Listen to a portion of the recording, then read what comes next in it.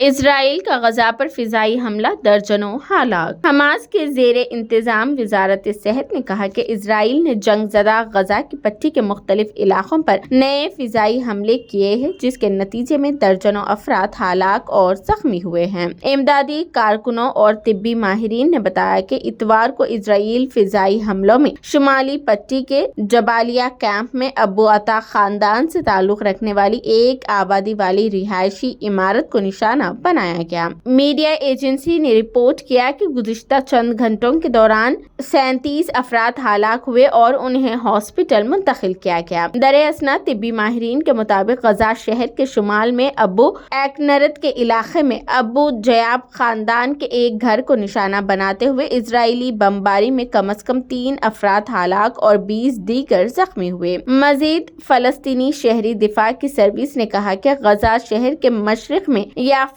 Street پر اسرائیلی جنگی طیاروں کی بمباری سے تباہ ہونے والے مکانات میں متعدد افراد ہلاک اور زخمی ہوئے ہیں۔ قبل ازیں دن میں سول ڈیفنس سروس کے ترجمان محمود بسال نے اطلاع دی تھی کہ حالیہ گھنٹوں کے دوران اسرائیلی فضائی حملوں کے نتیجے میں 84 افراد کو غزہ کے الممالات ہاسپٹل منتقل کیا گیا۔ حکومت کے میڈیا آفس کے ڈائریکٹر اسماعیل الصوبیہ نے بتایا کہ اتوار کو صحافیوں کو بتایا کہ غزہ میں گزشتہ 24 گھنٹوں کے دوران 700 سے زائد فلسطینی ہلاک ہو چکے ہیں۔